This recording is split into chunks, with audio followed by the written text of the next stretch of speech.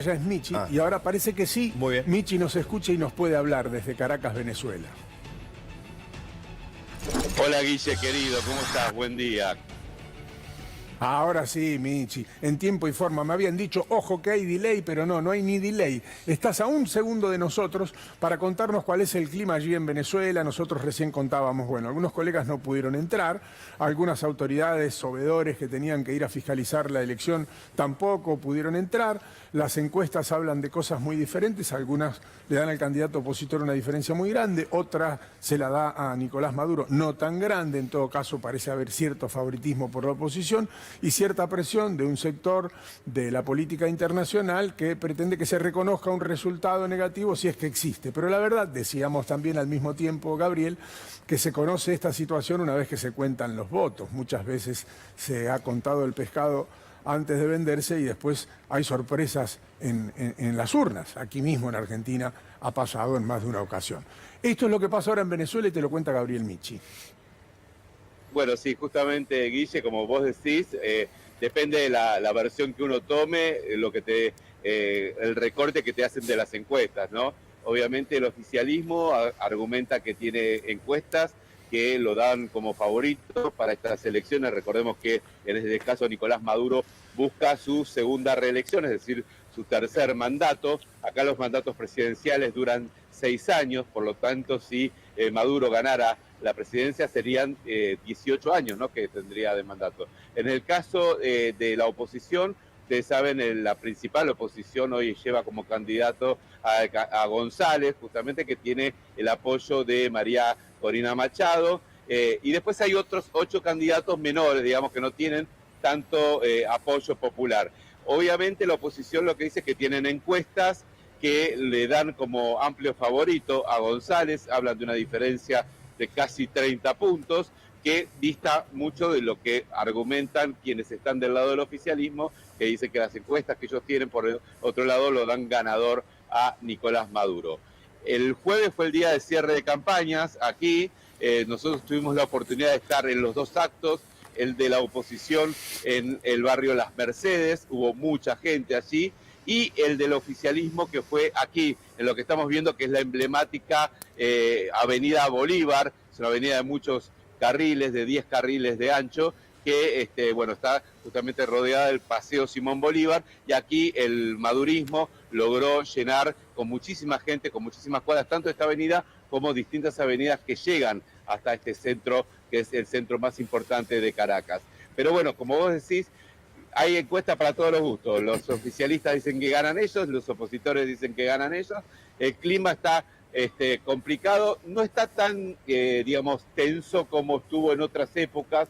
Recordemos que hubo hechos de muchísima violencia política, con muertos, bueno, con muchos exiliados, ¿no? Alrededor de entre 7 y 8 millones de venezolanos que dejaron el país en los últimos 10 años.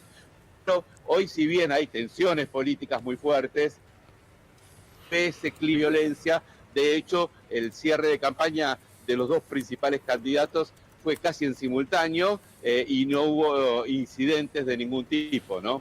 De todas maneras, es un dato a tener en cuenta que 7 millones de personas hayan decidido dejar el país en los últimos 10 años. Ahora, más allá de ese clima, que se nota distinto, ¿vos qué crees? No es que te quiero preguntar qué crees que va a pasar, porque eso no lo sabe nadie, sino qué crees que pueda hacer esta elección. En todo caso, si efectivamente esta vez es verdad que existe una posibilidad concreta de una pérdida de poder del chavismo, en este caso representado en Nicolás Maduro, o si sencillamente se trata una vez más de una campaña internacional, que en algún momento se llegó a reconocer a un presidente que no lo era en Venezuela. No hay que olvidarse de esas cosas, ¿no? Exactamente. Sí, quedó ahí latente, ¿no?, el tema Guaidó en su momento, que se autoproclamó presidente y que fue reconocido por algunos gobiernos como Estados Unidos o como la Unión Europea o incluso en nuestro país por Mauricio Macri, pero que después, bueno, incluso la propia Unión Europea le quitó ese respaldo, ¿no? Pero sí, a ver, lo que todo el mundo te dice es que la importancia está acá, primero que nada, en cuánta gente vaya a votar, ¿no? Lo que argumenta, vos sabés, hay 21 millones de venezolanos habilitados para votar. de esos 21 millones hay 5 millones que están fuera del país. Y de esos 5 millones apenas 61.000 fueron aprobados su trámite para poder votar. Es decir, es muy poco.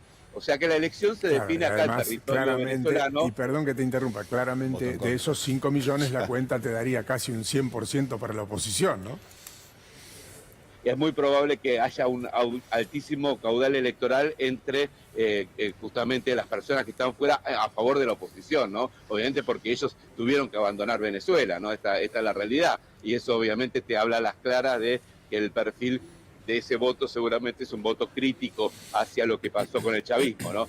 Y por el otro lado te decía, quedan entonces, si vos restás los 21 millones, esos 5 millones te quedan 16 millones. Claro. Si fuese mucha gente a votar, lo que te dicen los especialistas es que quizás allí es casi seguro que podría ganar la oposición. Si va menos gente a votar, si no hay una alta participación, el chavismo tiene un núcleo duro de votantes que es muy participativo y que por lo tanto, si el caudal electoral es menor, es probable que gane el chavismo. Esto es lo que te dicen los que conocen de la ciencia política aquí en Venezuela, y tiene cierta lógica teniendo en cuenta que nosotros ayer estuvimos viendo, por ejemplo, que en algunas barriadas populares, por ejemplo el barrio 23 de enero, que está en los altos de las montañas que rodean a Caracas, bueno, y ahí el voto chavista es extraordinariamente mayoritario, ¿no? O sea, casi el 90%.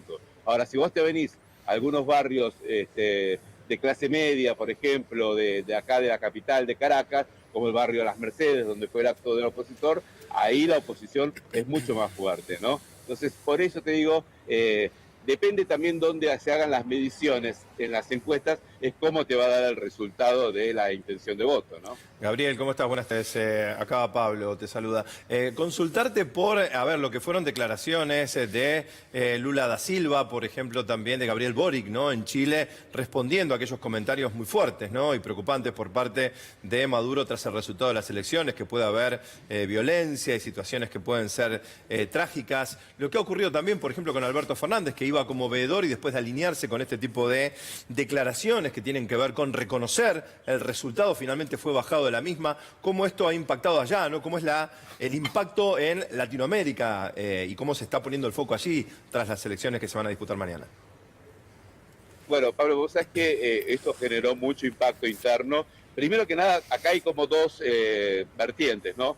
Una es la que tiene que ver con esos gobiernos que dentro de todo expresidentes o presidentes que tienen buena sintonía con Nicolás Maduro, el caso de Alberto Fernández, el caso de Lula da Silva, el caso de Gabriel Boric, que se supone que ideológicamente pueden tener mayor cercanía, ¿no? En este caso, los episodios que se vivieron con la desinvitación a Alberto Fernández, con esta ida y vuelta con Lula, o también la queja que ha tenido Gabriel Boric por también incluso en las últimas horas el rechazo del gobierno de Venezuela de aceptar 2 veedores que estaban llegando invitados por la oposición vinculados a la derecha y deportarlos. Bueno, todo eso está generando mucho ruido porque aparte son con gobiernos que de última o dirigentes que no están totalmente peleados con Maduro, sino que muchas veces tuvieron cosas en común, ¿no? Ahora bien, después tenés la otra vertiente, que es la de la gran cantidad de personas que fueron invitadas, referentes, invitados por la oposición para actuar como observadores y que en algunos casos o fueron prohibidos que puedan incluso salir desde Panamá, por ejemplo, en su vuelo de una aerolínea hasta acá, incluso algunos otros que llegaron hasta Venezuela y no les impidieron, no les permitieron entrar y los echaron del país, ¿no? Directamente. Entonces esto está generando una situación de muchísima tensión. Muchos dicen, incluso gente cercana al gobierno, que es un error eso, porque lo que hace es retroalimentar la imagen de un gobierno que no acepta las disidencias. Y recordemos que en un punto, hoy la situación económica de Venezuela es un poco distinta a la que se vivió hace unos años, más que nada porque se levantaron determinadas sanciones de Estados Unidos y hoy tenés los supermercados con todo tipo de productos, la economía prácticamente dolarizada y demás. Y eso tuvo que ver el levantamiento de sanciones de Estados Unidos. El gobierno de Maduro tuvo algunas actitudes como el permitir que haya un frente opositor importante que pueda participar de las elecciones, cosa que en el pasado le había prohibido a otros candidatos, ¿no? Entonces, eso ayudó a que se aflojen las tensiones entre Estados Unidos y Venezuela. Pero esto que está pasando en las últimas horas vuelve a generar tensiones y vuelve a generar críticas también en el arco internacional contra el gobierno de Maduro, ¿no?